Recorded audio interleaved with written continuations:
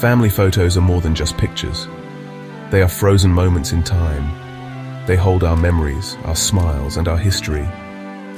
We look at them to remember happy days. We see our parents when they were young.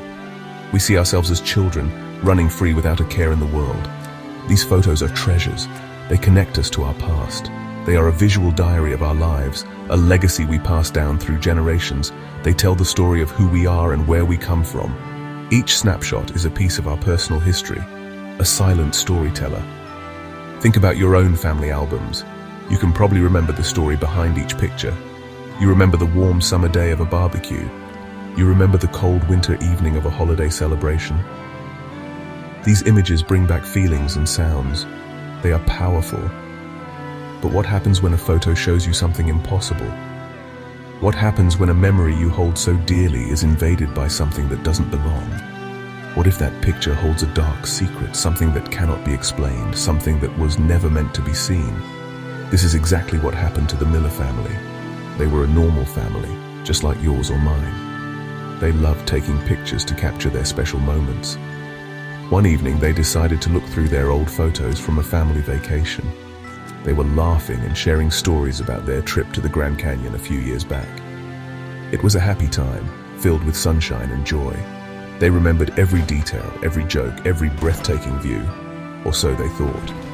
But as they looked closer at one particular photo, their laughter faded. Something was wrong.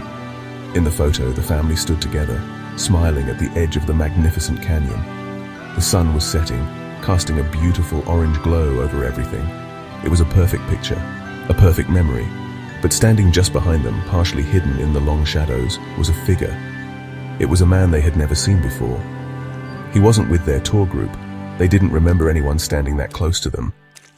He was just there, a silent observer in their happiest moment. And his presence in that photograph would change everything. The discovery sent a wave of confusion through the family. At first, they thought it was just a stranger who accidentally walked into their shot.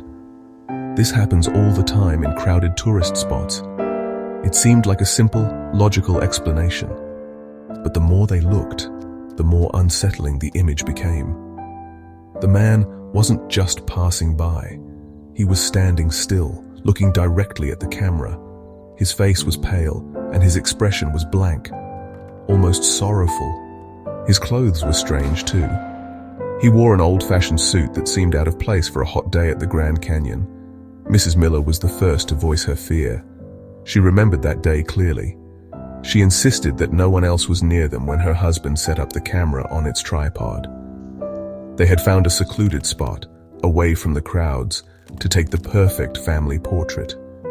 They had waited for other tourists to move away. She swore they were completely alone. Her husband agreed.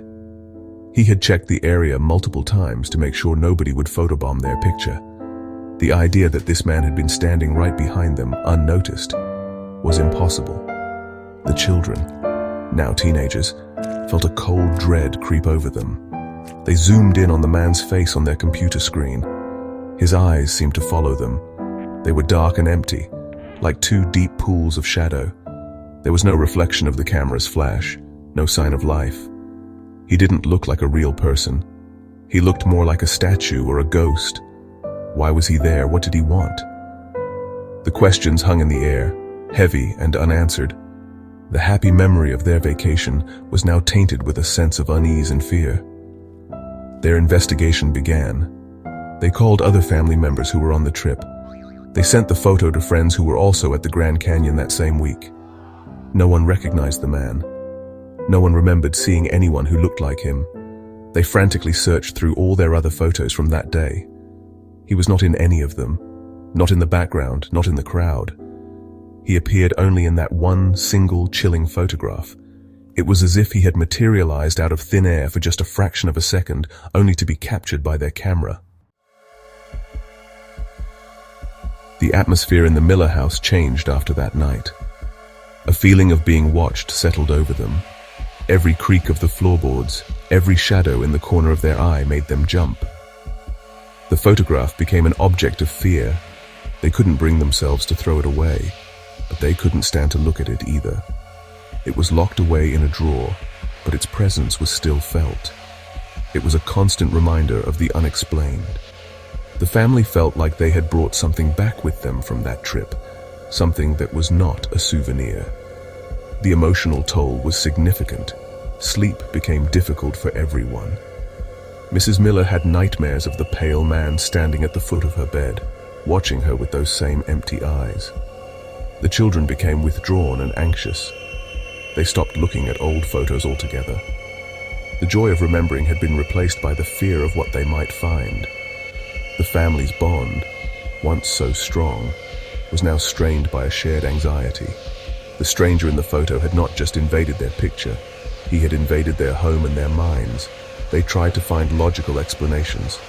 Maybe it was a double exposure, a glitch in the digital camera. But the camera was new, and no other photos had this problem. Maybe it was a clever prank played by someone. But who? And how? They were in a remote area. The technical skill needed to create such a realistic fake would be incredible. Every logical path they explored led to a dead end. The mystery only deepened, and the lack of answers was more frightening than any possible explanation. They were facing something that defied reason. The family started questioning their own memories. Could they have been wrong? Could a man in a full suit have been standing just feet behind them in the desert heat without them noticing? It seemed impossible. The human mind is a powerful thing, but so is the evidence captured by a camera lens. The photo was a cold, hard fact. It showed something that should not have been there. It was a direct conflict between their living memory and the captured moment, and this conflict was tearing them apart. The stranger was a ghost in their machine, and a ghost in their minds. So what could be the truth? When logic fails, we must look at other possibilities, even those that scare us. Could this be evidence of something supernatural? Many paranormal investigators, myself included, have documented cases where spirits attach themselves to people or places.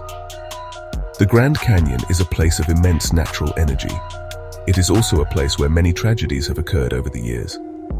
Is it possible that the stranger in the photo was a spirit, a residual energy from a past event, forever trapped to wander that scenic overlook? Perhaps this entity was drawn to the family's happiness and energy. Spirits are often said to be attracted to strong emotions. The joy and love of the Miller family on that day could have acted like a beacon in the spiritual world. The camera, a device that captures light and energy, may have been able to see what the human eye could not. It captured a glimpse into another dimension, a world that exists alongside our own, unseen and unheard. The man wasn't a threat, he was simply a lost soul, briefly crossing paths with the living. Another theory could be a time slip. This is the idea that for a brief moment the past and present can merge. Could the man in the old-fashioned suit be from a different era? Perhaps he was a visitor to the canyon from the 1940s or 50s, and for a split second, his time overlapped with the Miller's vacation. They existed in the same space but in different times, and the camera captured the impossible intersection. It's a mind-bending concept, something out of science fiction, but when faced with the unexplainable, all theories must be considered. In the end, the Miller family will likely never know the true identity of the stranger in their photograph. The mystery remains, and maybe that is the point. Some things in this world are not meant to be understood. There are forces and energies around us that we cannot measure or explain with our current science. The photo serves as a powerful reminder that we are not alone in this universe, and that there are layers of reality we have yet to discover. It proves that sometimes the greatest mysteries are the ones that are never solved. They stay with us, making us question everything we think we know.